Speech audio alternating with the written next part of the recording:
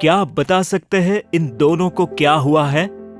5, 4, 3, 2, 1।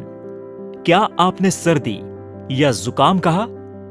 Well, allergic rhinitis को common cold समझ के ट्रीट करना बेहद आम बात है, लेकिन कॉमन कोल्ड और एलर्जिक राइनाइटिस में बहुत अंतर है।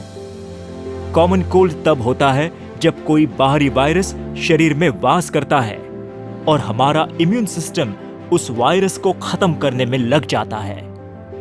लेकिन एलर्जिक राइनाइटिस मानो वायरस का फॉल्स अलार्म होता है। जब कोई नॉन लिविंग पार्टिकल जैसे डस्ट या पॉलन नाक में प्रवेश करता है, हमारा शरीर उसे वायरस समझता है और इम्यून सिस्टम को एक्टिव कर देता है। दोनों के सिम्टम्स लगभग सेम ही होते हैं। एलर्जिक राइनाइटिस नाक की एलर्जी को कहा जाता है, जिसमें पेशेंट के नाक के अंदर का हिस्सा किसी एलर्जिन की वजह से स्वेल कर जाता है। यह नाक की एलर्जी आमतौर पर धूल, मिट्टी, पॉलन, हवा में मौजूद डेड स्किन और एयर पोल्यूशन की वजह से होती है। एलर्जिक राइनाइटिस वैसे तो साल भर में कभी भी हो सकती है, लेकिन आमतौर पर सबसे ज्यादा केसेस पॉलन सीजन यानी सितंबर-अक्टूबर में पाए जाते हैं। इंडिया में एलर्जिक राइनाइटिस की समस्या बेहद गंभीर है।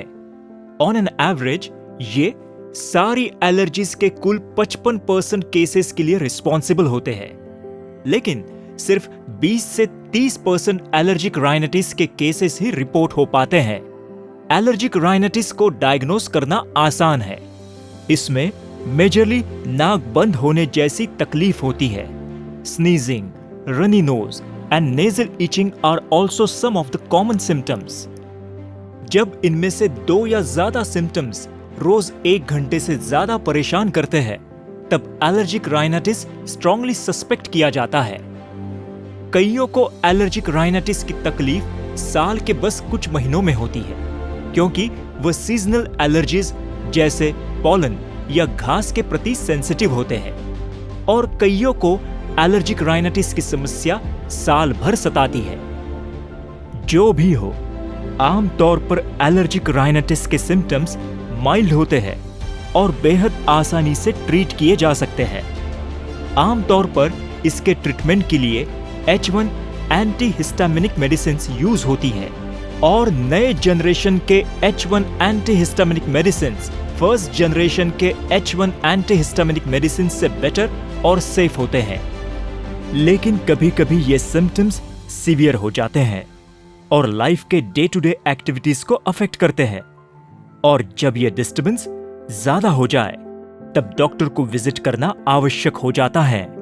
अगर किसी को एलर्जिक राइनाइटिस की समस्या है, तो एलर्जेंस को अवॉइड करके उसे प्रिवेंट भी किया जा सकता है, जैसे पॉलन सीजन में डोर्स और विंडोज बंद रखना, किसी भी जानवर को पैट करने के बाद हाथ अच्छे से धोना, dust and might proof beds and covers use करना, बाहरी वातावरण में आंखों को सनग्लासेस से बचाए रखना, सोने से पहले नहाना जिससे स्किन और बालों से सारे एलर्जेंस निकल जाए। अब आइए सुनते हैं हमारे फार्मासिस्ट मित्रों से कि वो एलर्जिक राइनाइटिस के मरीजों से कैसे डील करते हैं। रोजमर्रा उनके काउंटर पे किस तरह के कॉन्वर्सेशंस होते हैं, क्या उन्हें नॉर्मल सर्दी जुकाम और एलर्जिक राइनाइटिस का अंतर पता होता है। आइए जानते हैं। वैसे देखा जाए तो मुझे इस विषय पे ज़्यादा जानकारी नहीं है कि अगर किसी को जुकाम है तो वो नॉर्मल कॉमन कोल्ड है या किसी एलर्जी की वजह से। हमारे पास तो अलग अलग ब्रांड्स की विदाउट एनी प्रिस्क्रिप्शन वाली बहुत दवाइयाँ होती है और हमें पता होता है किस पेशेंट को कौन सी फ़ायदा करती है, वही दे देते हैं। किसी को जल्द ही आराम मिल जाता है 1-2 दिन में, पर कुछ पेशेंट्स को 2-4 दिन में भी फ़ायदा नहीं होता है, तो मैं उनको डॉक्टर से कंसल्ट करने के लिए बोल देता हूँ। और क्या कर सकता हूँ? मेरे एक रेगुलर कस्टमर है शास्त्री जी। उनको साल के 8 महीने सर्दी ज़ुकाम बना ही रहता है। उनका कहना है कि उन्हें किसी चीज़ से एलर्जी है, इसलिए ऐसा ही चलता रहेगा। डॉक्टर से कंसल्ट भी नहीं करना चाहते। मैंने भी उनसे कोई तहकीकात नहीं की इस बारे में। जो दवाई बोलते हैं मैं इंश्योर करती हूँ कि उन्हें निराश ना करूँ, इसलिए स्टॉक में रख देती हूँ। पर कभी कभी लगता है कि मुझे अगर नॉलेज होती तो मैं भी उन्हें अच्छे से एडवाइस कर पाती, मदद कर पाती एक डॉक्टर की तरह। ये तो हुई फार्मासिस्ट की बात। उनके डेली और नॉर्मल कॉन्वर्सेशंस इस तरह की तकलीफ के मरीजों के साथ।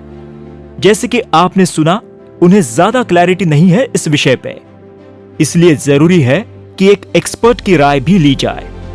आइए सुनते हैं इस विषय पर हमारे expert physician doctor Ketan Mehta और expert paediatrician doctor Shailesh Gupta from Mumbai, इनका क्या कहना है।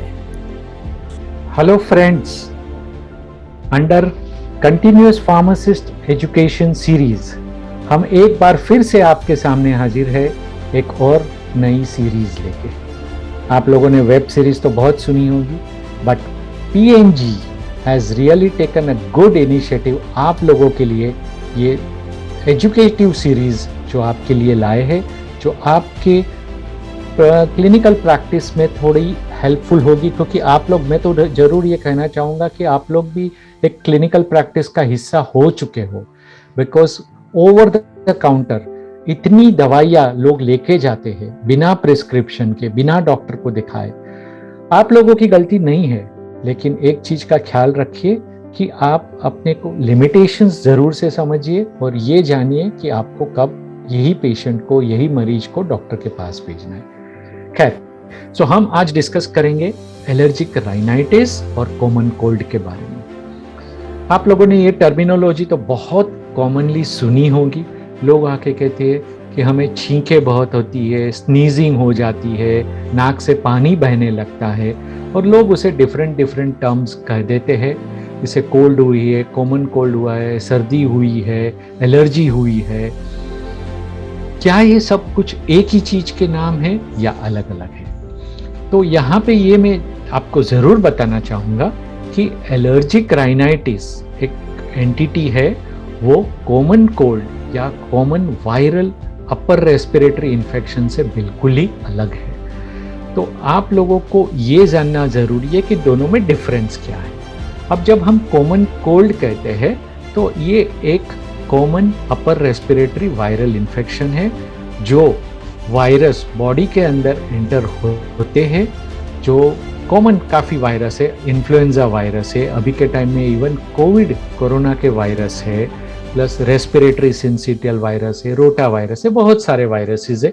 तो ये वायरसेस जब बॉडी के अंदर एंटर होते हैं तो बॉडी की डिफेंस मैकेनिज्म एक्टिवेट हो जाती है, और वो एक्टिवेट होके क्या करना चाहती है कि जो वायरस बॉडी में एंटर हुए हैं उसे बाहर निकालना चाहती है। कैसे निकालेगी? सिंपल सी, स्नीजिंग हो गया तो छींके आके, आपको मालूम है एक बार कोई भी इंसान जब छींके खाता है तो कितनी ज़्यादा मात्रा में बॉडी के सिक्रीशंस थ्रू नेजल कैविटी बाहर निकल जाते हैं। सो बेसिकली ये बॉडी का डिफेंस मैकेनिज्म है। या तो फिर रनिंग वाटर रहा नाक से, तो उसी में भी ये वायरस को बाहर निकालने की प्रकृति रहती है। सो एक चीज का इसमें आपको ख्याल रखना जरूरी है कि अगर किसी को ये छींके आती है या रनिंग नोज है तो ये बॉडी का डिफेंस मैकेनिज्म है। हाँ, लेकिन ये लंबे टाइम तक चले तो पर्सन को डिस्टर्ब भी कर देता है, तो उसे डेफिनेटली चाहिए कि इसमें हम कुछ करेक्शन करें, उसमें उसको रिलीफ मिले। ठीक है, हम रिलीफ कैसे देंगे वो हम आगे बताएंगे आपको। अभी वीज़ आपको ये जानना ज़रूरी है कि ये एलर्जिक राइनाइटिस क्या है।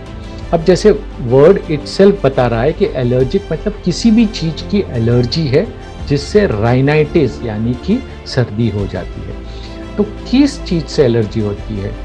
क्या होता है कि कई लोगों में पर्टिकुलर चीज़ की एलर्जी होती है, और जब वो इस पर्टिकुलर ऑब्जेक्ट के कांटेक्ट में आते हैं, वो चाहे कोई खाने पीने की सामग्री हो सकती है, किसी को दूध की एलर्जी होती है, किसी को चीज़ की एलर्जी होती है, किसी को चाइनीज़ फूड की एलर्जी होती है।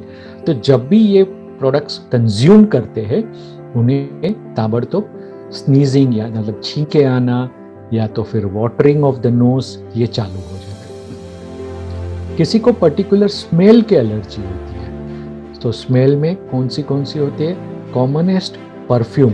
ये परफ्यूम जिसको एलर्जी होती है उन अगर कोई भी इंसान आजू बाजू में अगर आता है उनके कांटेक्ट में जिन्होंने ये स्ट्रॉन्ग परफ्यूम लगाया हुआ है और उन्हें एलर्जी है, तो उन्हें छींकें आना शुरू हो जाती है। कई लोगों को डस्ट और फ्यूम्स, वेपर्स, यानी कि पोल्यूशन अगर ज़्यादा है या तो फिर बाइक्स में से या फिर 4 व्हीलर में से जो धुआं निकलता है, ट्रक में से, वो अगर एक्सपोज हो जाता है और उसकी एलर्जी है तो उससे भी ये छींकें आना शुरू हो जाती है।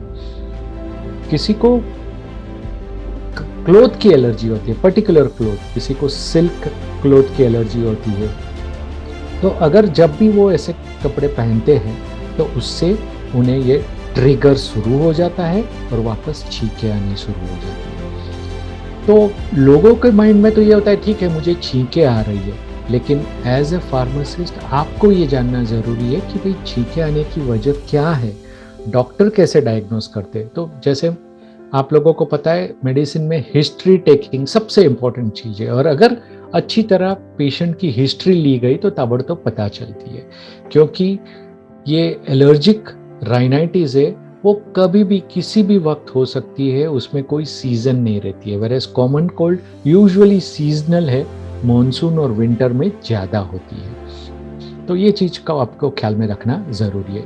अच्छा, डायग्नोस कैसे करते हैं? डायग्नोस करने के लिए कोई स्पेसिफिक टेस्ट नहीं है, हिस्ट्री और एग्जामिनेशन से ही पता चलता है।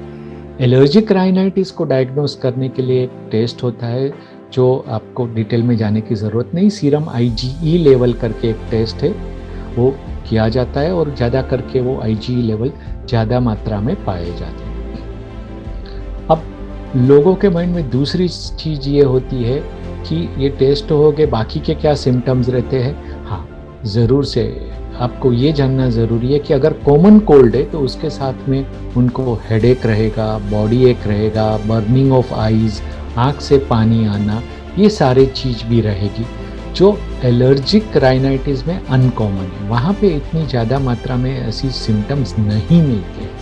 तो एसोसिएटेड सिम्टम्स क्या क्या है ये भी आपको पूछना ज़रूरी है कि ताकि उससे पता चले कहीं किसी को हल्का सा बुखार है या फिर साथ में खांसी भी शुरू हो गई है, हेडेक भी हो रहा है, बॉडी एक भी हो रही है, तो फिर ये क्लासिकल वायरल सिम्टम्स है, यानी कि it is a due to viral upper respiratory tract infection, और ये एलर्जिक फैक्टर नहीं है। और किसी को पता भी चल जाता है कि ये हमें हर बार खाने से, ये पर्टिकुलर चीज़ खाने से ये इसी प्रकार के सिम्टम्स होते हैं, तो फिर हमको ये पता चलना चाहिए कि भाई अगर ये चीज़ है तो आपको ये चीज़ से दूर रहना है। ये चीज़ की एलर्जी है तो उसे आपको बिल्कुल दूर रहना ज़रूरी हो जाता है, क्योंकि अगर आप दोबारा लोगे तो उससे आपके सिम्टम्स वापस आने ही वाले हैं। तो ये चीज़ को आपको ख्याल में रखना ज़रूरी है। ट्रीटमेंट के बारे में बताएं तो आपको लगेगा सिम्टम्स तो कॉमन है, लोग आके बोलेंगे सर्दी जुकाम और फीवर है तो आप कोई दवाई एंटीबायोटिक दे दो। ये सबसे बड़ी गलती होती है कि अपर रेस्पिरेटरी वायरल इन्फेक्शन में एंटीबायोटिक्स देना। हाँ, आपको एक चीज़ का ख्याल रखना ये ज़रूरी है कि लोगों को रीअश्योरेंस देना बहुत ज़रूरी है। वायरल इन्फेक्शन जितने भी है वो सारे सेल्फ लिमिटिंग डिजीज़ है। आप कोविड को ही देख लो, अपने आप ही आपको मालूम है सबके ड्यूरेशन अलग अलग है। इन्फ्लुएंजा 1 वीक में ख़त्म हो जाता है, कोविड 2 वीक में ख़त्म हो जाता है, but they are self limiting. तो अगर आप कुछ भी ना करो तो भी वो अपने आप ये ड्यूरेशन में ख़त्म होने वाली बीमारी। तो क्या होगा अगर आप एंटीबायोटिक यही मरीज को दोगे तो 1 हफ्ते में उनको ठीक होगा, यानी आपने एंटीबायोटिक दी तो 1 वीक में वो ठीक हो गए। और अगर आपने एंटीबायोटिक नहीं दी तो उनको 7 दिन लगने वाले हैं। अब आप सोचिए, एंटीबायोटिक देने से 1 वीक में ठीक, ना देने से 7 दिन लगेंगे। तो साइकोलॉजिकल ये इफेक्ट हो जाती है। हाँ, एलर्जिक राइनाइटिस को हम डायग्नोस क्यों करना चाहेंगे? बिकॉज एलर्जिक राइनाइटिस की ट्रीटमेंट बिल्कुल ही अलग है। और अलग क्या है? अगेन उसमें स्पेसिफिक एंटी IgE ड्रग्स जो आज की तारीख में अवेलेबल है, जिसमें से इवन इनहेल्ड स्टीरॉइड्स जो कि fluticasone one of the common drug है जो नेजल स्प्रे के माध्यम से यूज़ किए जाते हैं। हाँ, but the common treatment, common therapy symptomatic relief के लिए, चाहे वो एलर्जिक राइनाइटिस हो, चाहे वो कॉमन कोल्ड हो जिसमें एंटी हिस्टामिनिक ड्रग्स यूज़ करते हैं। आपको लोगों को मालूम ही है H1 ब्लॉकर्स जो यूज़ करते हैं, बहुत सारे एंटी हिस्टामिनिक्स अवेलेबल हो गए हैं। और अभी हमारे पास नए जनरेशन की भी एंटी हिस्टामिनिक्स आया है जिसमें नॉन सेडेटिव ड्रग्स है, क्योंकि कॉमनेस्ट साइड इफ़ेक्ट ये एंटी हिस्टामिन की है ड्राउजीनेस, नींद आना। तो नए जो ड्रग्स आए हैं वो नॉन सेडेटिंग ड्रग्स हैं जिससे लोगों को नींद नहीं आती है। लेकिन ये कब तक लेना है, कैसे लेना है, ये सब आप लोगों को जानना बहुत ज़रूरी है। और उनको ये भी बताना चाहिए कि कब डॉक्टर की सलाह लेनी चाहिए। अगर एलर्जिक राइनाइटिस है और उनको साथ में सांस फूलने लगती है, बिकॉज एलर्जिक ब्रोंकाइटिस या ब्रोंकियल अस्थमा वो भी एक काफ़ी टाइम इसके एसोसिएटेड रहता है, और ये कंडीशन में उनको सलाह ये देनी चाहिए कि प्लीज़ आप अपने आप ट्रीट मत करिए, आप अपने डॉक्टर को कांटेक्ट करिए। तो अगर साथ में सांस फूलने की तकलीफ होती है, वही सेम एलर्जिक ट्रिगर जो है जो राइनाइटिस प्रोड्यूस करता है वो सांस की तकलीफ भी प्रोड्यूस कर सकता है। तो ये मरीज को तो क्लियर कट डॉक्टर के पास जाना ज़रूरी है। दूसरी, किसी को रेगुलर इंटरवल पे सर्दी होती रह रही है तो उनको भी डॉक्टर की राय लेनी ज़रूरी है। और third, in the current time अगर कोविड सस्पेक्टेड है तो भी इसे नेग्लेक्ट नहीं करना है, उनको अपने डॉक्टर को कांटेक्ट करने की सलाह ज़रूर से देनी चाहिए। तो आपकी ये ड्यूटी हो जाती है कि आप कहाँ तक उसे एडवाइस कर सकते हो और एट कौन से स्टेज पे उनको बताना है कि आप अपने डॉक्टर का कांटेक्ट करिए। Thank you so much. मैं डॉक्टर शैलेश गुप्ता हूँ, मालाड में पीडियाट्रिशियन 30 ईयर से प्रैक्टिस कर रहा हूँ। एक पहले मॉड्यूल में हमने आपको कॉमन कोल्ड यानी वायरल कोल्ड के बारे में बताया था। अब आपको हम बताएंगे एक कंडीशन के बारे में जिसे हम एलर्जिक राइनाइटिस कहते हैं।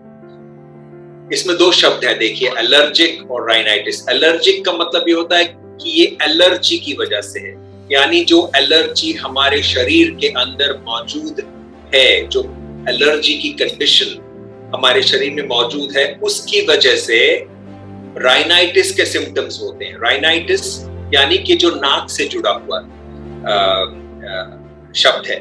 तो जब हमें नाक में सिम्टम्स होते हैं जैसे खुजली होना या पानी बहना या नाक बंद हो जाना, सो नहीं पाना क्योंकि नाक बंद है, सांस नहीं ले पाना, तो उसे हम राइनाइटिस कहते हैं। और जब ये एलर्जी की वजह से है, ना कि वायरल इन्फेक्शन की वजह से, तब उसे एलर्जिक राइनाइटिस कहते हैं।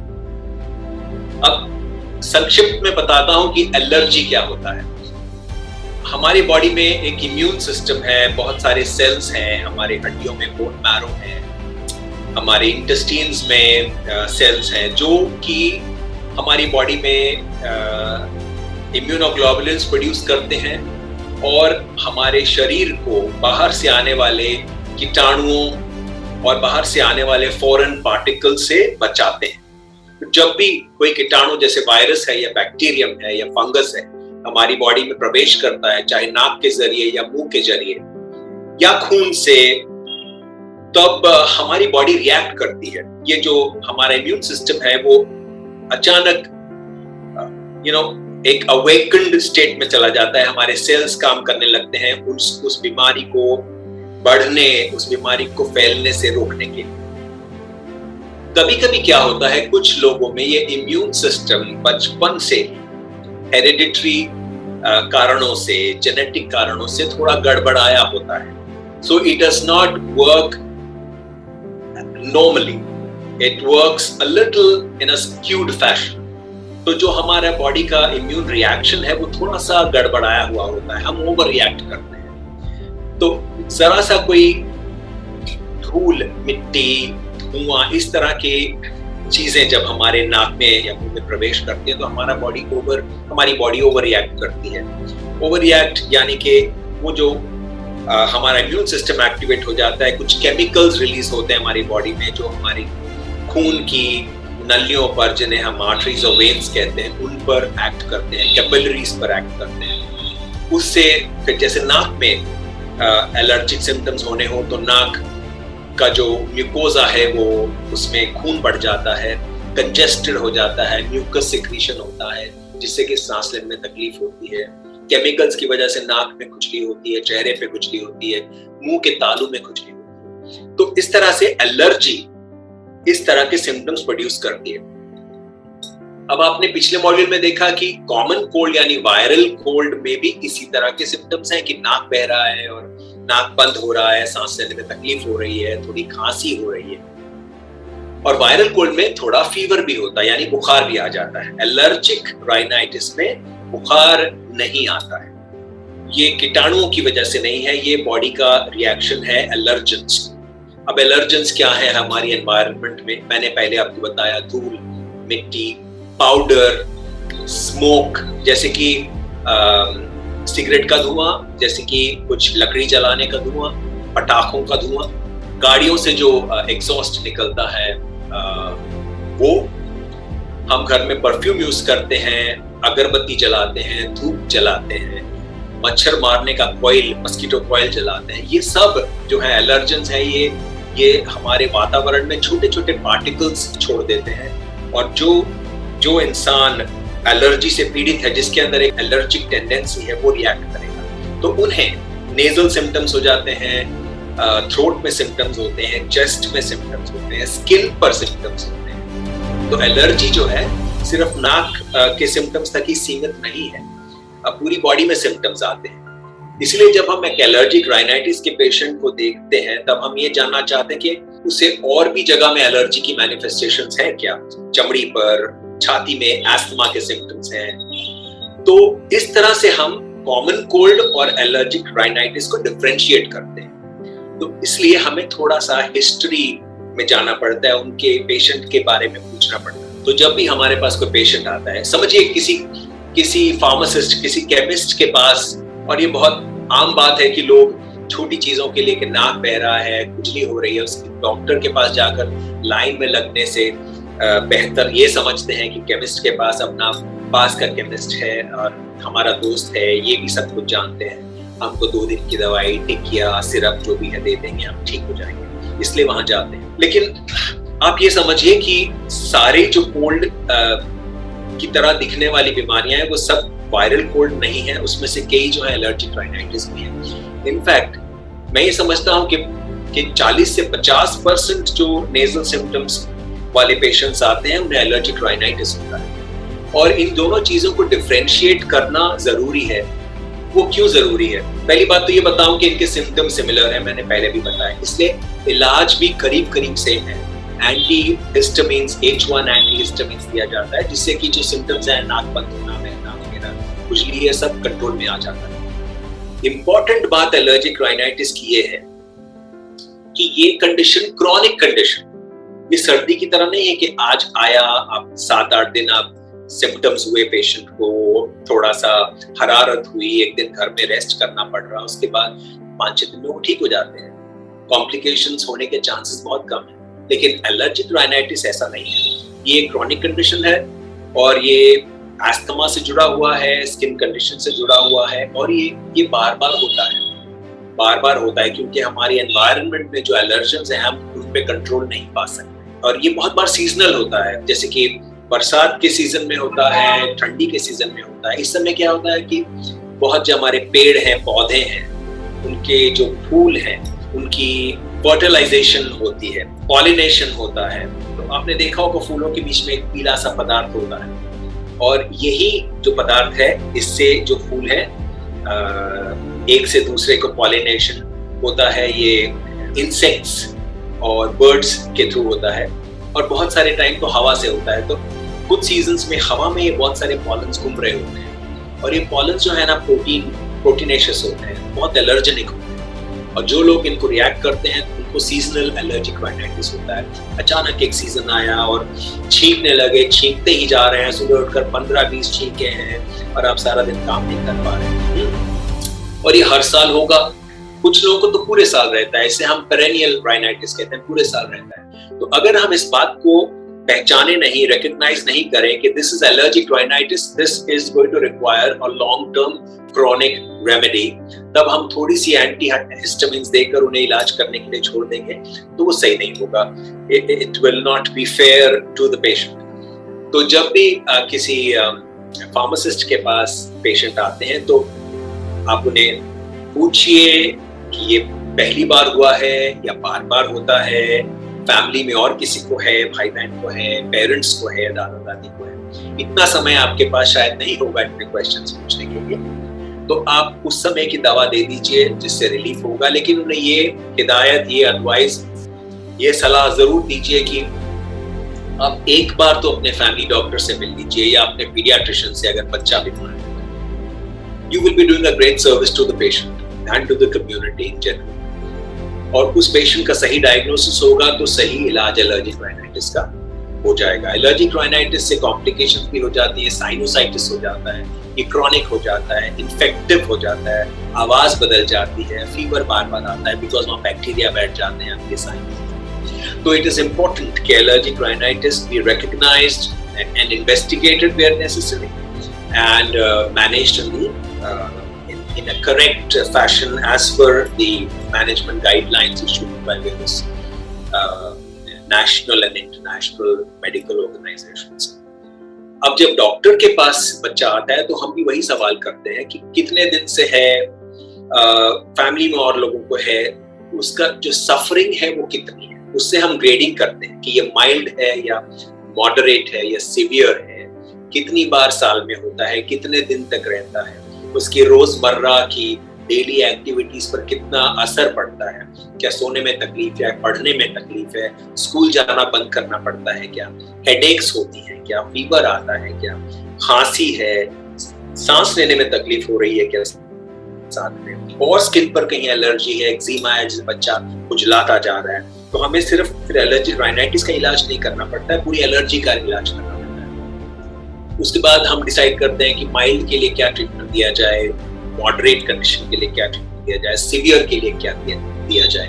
तो माइल्ड मॉडरेट के लिए मेडिसिन हैं जो कुछ अरसे तक देना पड़ता है. ऐसे नहीं कि 2 दिन दिया उसमें सिम्टम्स नहीं जाएंगे, कभी कभी 7, 8, 9, 15 दिन, 1 महीना तक भी देना पड़ता है. और जो सीवियर केसेस हैं उनको नेजल सिम्टम्स इतने सीवियर होते हैं कि दवाइयों से नहीं हो पाता है, उन्हें हमें फिर नेजल स्प्रेज देने पड़ते हैं. बहुत बार स्टेरॉइड के नेजल स्प्रेज देने पड़ते हैं जो कि उनके नेजल म्यूकस मेम्ब्रेन, नाक की जो म्यूकस मेम्ब्रेन है उसकी जो इन्फ्लेमेशन है, उसमें जो गर्मी पैदा हो गई है जिसके कारण म्यूकस निकल रहा है और तकलीफ हो रही है और खुजली हो रही है, उसे हम दबा सकें. और फिर आजकल तो ऐसी भी मेडिसिन हैं जो हम कुछ देर तक देते हैं, 6 हफ्तों के लिए देते हैं, कभी 6 महीने के लिए, कभी साल के लिए. कुछ लोग तो कंटिन्यूस लेते रहते हैं बहुत लंबे टाइम तक ताकि उनकी एलर्जी दबी रहे.